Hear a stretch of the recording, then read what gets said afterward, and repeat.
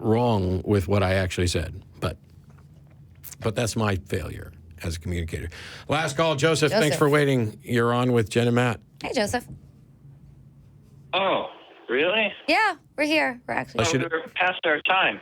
We are past the time, but we saved a little extra. We're going a little over for you. Okay.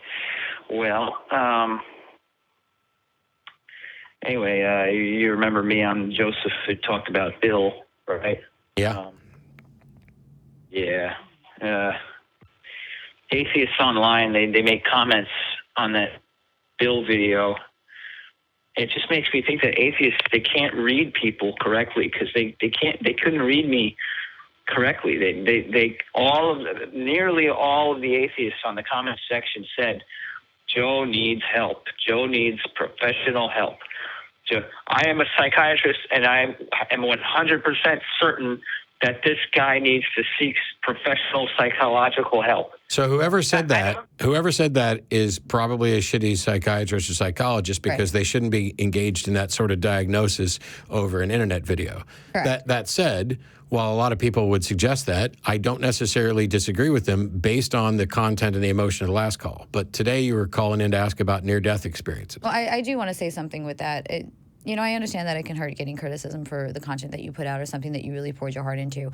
But sometimes it helps to take a step back and instead of saying, how could they say this about me, ask why. And learn that there may be a better form of communication to get your point across. Well, I know that they've said things. I know that they've said things like, oh, there's so much distress in his voice. Oh, he's got some nervous laughter. Like, that's absolutely not true. It's happening literally right now. I had to take a step back real quick and went, oh boy. Okay. Hang on, pause. I'm not trying to be mean to you or anything else. People are going to say mean things. Some are going to be right, some are going to be wrong. You can pay attention to them or not. But that particular thing is something that I noticed during the call, which is why Jenna and I backed off and reassessed things.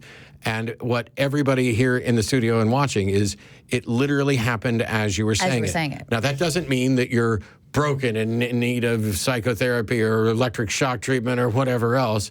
It is a recognition of a trait that you have, which may or may not be a problem, but is, in people's experiences, symptomatic of something. And so maybe they're not necessarily trying to be mean. I'm not trying to be mean now when I said it's literally happening right now. I'm acknowledging a fact. And, you can either not be aware of it, or maybe it's something that you're so used to that you don't see it the way that is what people were talking about, is what happened right then. Right, and being mindful of, okay, this is something that I do, let's be a little more mindful of it, and maybe the message won't come across the way that it has been. But you don't got to change you. Yeah, no. What do you got? What's up? So, what's up with today, Joe? Yeah, so my question is, why don't you just simply believe people who have near-death experiences? I'm happy to believe that people are generally honestly conveying their understanding of an experience they have. Right. But that doesn't mean, and first of all, near-death experience, it's not, I wouldn't say it's not remarkable, but there's been enough study in this and enough people claiming it. So when somebody claims a near-death experience, I'm happy to believe that they were near death. Yes. And that they experienced something. It's their story and their interpretation of the events that happen and what conclusions they reach from them that are possible. Just like when somebody tells me they were abducted by aliens, I don't believe they were actually abducted by aliens. I believe they had an experience, and that's the best explanation that they're able to come up with. And it was a series of brain processes that could be translated into something spiritual or supernatural, that your brain was coping with this. Not so much that you actually walked down the light at the end of a tunnel. Mm-hmm. Okay, well, because if you look at people who have near-death experiences, you watch their interviews, first of all, a lot of them corroborate one another, but... No. So that's true for alien abductions as well? Right. And that's very much, that can be counted as towards religion. We told one story and other people... And some of them have admitted that they lied and faked it? Right. And so if we know that people can be dishonest about it, and we know that people can be wrong about it, How do we tell when somebody's actually accurately describing what actually happened? Well, I just think that, there have been so many near-death experiences that... Do you think people are being abducted by aliens?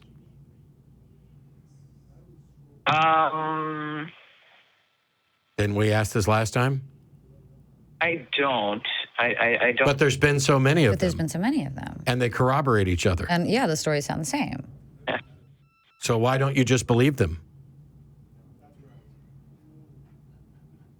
And I'm a little skeptical when, for some reason, something that we have yet to understand, everybody seems to have the same story.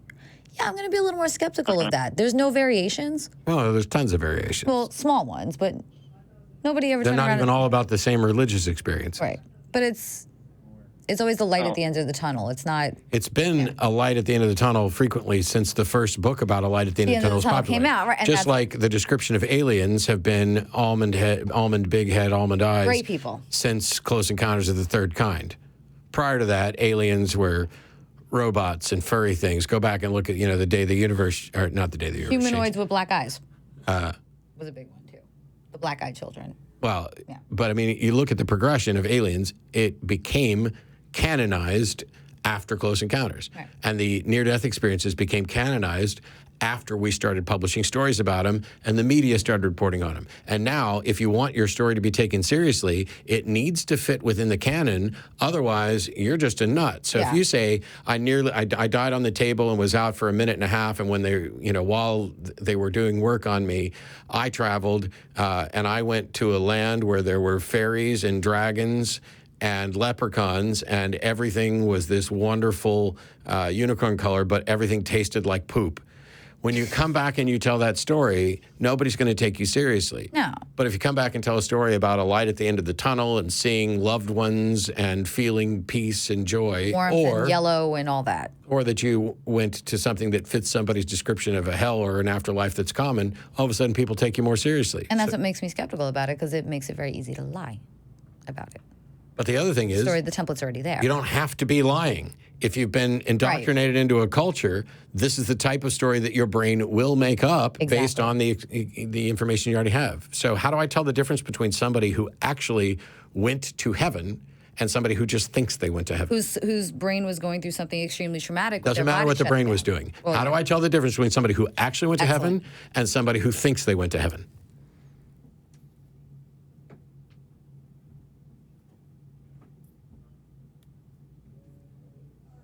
I don't know either, Joseph, but thanks. Thanks, Joseph.